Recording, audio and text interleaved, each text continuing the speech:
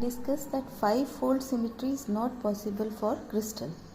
इसको प्रूव करने के लिए हम एक row of lattice points consider करेंगे ए बी सी डी। ये हमारे लैटिस पॉइंट्स हैं और लैटिस पॉइंट्स के बीच का जो सेपरेशन है A B B C C D, इसको हम टी स्मॉल टी वेक्टर से डिनोट करेंगे which is translation vector. In generally we denote it by ABC na, but now in this case we are denoting it with the letter T. ठीक है.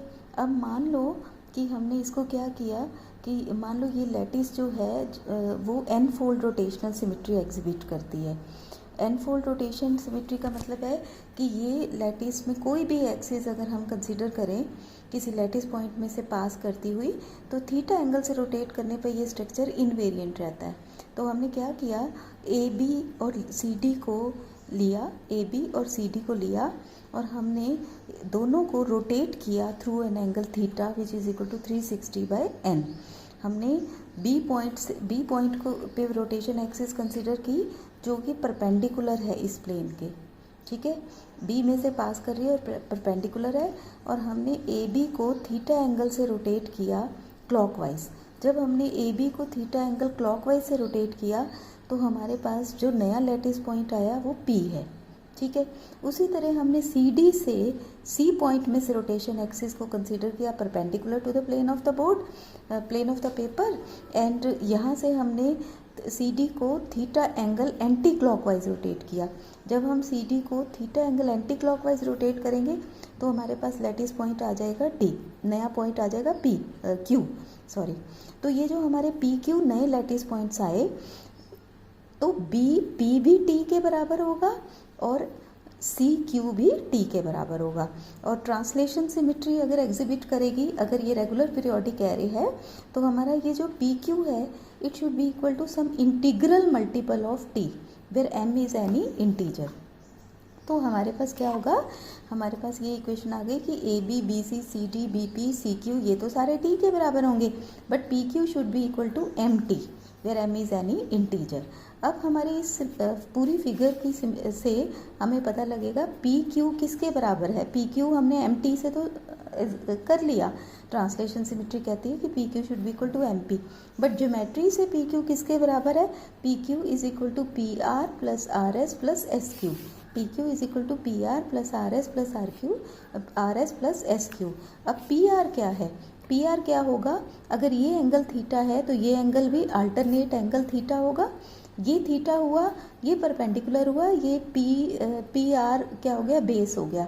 तो हमारा cos theta किसके बराबर हो जाएगा इस ट्रायंगल पी आर बी में, cos theta will be equal to P R divided by P B. P R किसके बराबर हो जाएगा, P B cos theta, and what is P B is T. तो पी आर किसके बराबर आ गया, T cos theta. Similarly S Q भी टी कॉस थीटा के बराबर आ जाएगा.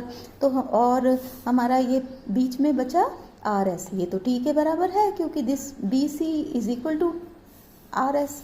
देयरफॉर हमारी इक्वेशन क्या हो जाएगी, P Q is equal to T cos theta plus T cos theta. ये किसके बराबर आ जाएगा, P Q M T is equal to 2t cos theta plus T. M T common ले लो, 2 cos theta plus 1. Therefore M से हमारा T से टी कैंसिल हो गया, एम हमारे पास आ गया 2 कॉस थीटा प्लस 1. अब यहाँ से हमारा 2 कॉस थीटा किसके बराबर आ गया, m माइनस 1, और कॉस थीटा किसके बराबर आ गया, कॉस थीटा आ गया m माइनस 1/2. m इंटीजर है तो m माइनस 1 भी इंटीजर होगा, इस नए इंटीजर को हमने n लिख दिया, तो कॉस थीटा हो गया n/2 के बराबर. देयरफॉर और कॉस थीटा की पॉसिबल वैल्यूज है -1 से +1, यानी 1 से कम होता है, मैक्सिमम वैल्यू 1 होती है. तो कॉस थीटा की वैल्यूज जो हैं वो -1 से 1 दे दो, तो अब कॉस थीटा की वैल्यू -1 से 1 देने पे n की वैल्यू आ जाएगी पॉसिबल. n की वैल्यू -2 -1 0 और +1 और +2 आएंगी क्योंकि कॉस थीटा की वैल्यू हमने -1 से 1 पुट की. अब इसके करस्पॉन्डिंग n आ गया तो n और थीटा में रिलेशन हमें मालूम है, यहाँ से हमें थीटा मालूम हो जाएगा. तो थीटा की पॉसिबल वैल्यूज़ क्या क्या आ जाएंगी, n की पॉसिबल वैल्यूज़ आई -2 -1 0 1 2, उसके करस्पॉन्डिंग थीटा आया 60 90 120 180 और 360. अब ये जो वैल्यू थीटा की हैं ये थीटा की वैल्यू आप यहाँ पुट कर दो, थीटा 360/n है, तो यहाँ से स्मॉल n की वैल्यू आ गई 1 2 3 4 एंड 6।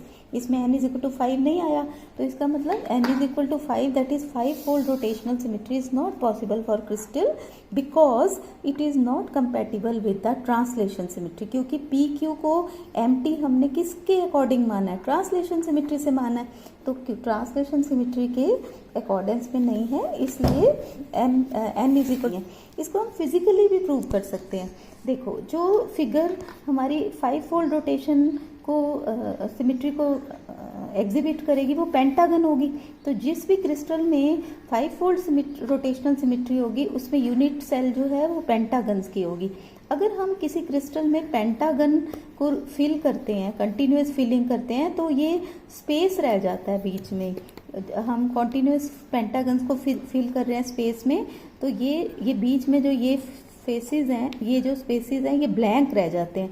ब्लैंक रहने का मतलब है कि ये पूरा फिल नहीं हो रहा, इसका मतलब ट्रांसलेशन सिमेट्री एग्जिबिट नहीं करती। तो अगर इस पूरी पिक्चर में 5-fold रोटेशनल सिमेट्री तो है पर ट्रांसलेशन सिमेट्री मिस है, क्योंकि हम अगर पेंटागन को अरेंज कर रहे हैं तो गैप्स रह रहे हैं, लेकिन क्रिस्टल में ट्रांसलेशन सिमेट्री तो बिल्कुल ज़रूरी है। तो इसका मतलब rotational symmetry 5-fold rotational symmetry नहीं पॉसिबल है अगर इसमें ट्रांसलेशन सिमेट्री होती है तो। ठीक है, तो इस तरह से हम कह सकते हैं कि हमारी 5-7-fold rotational symmetries are not possible in crystal.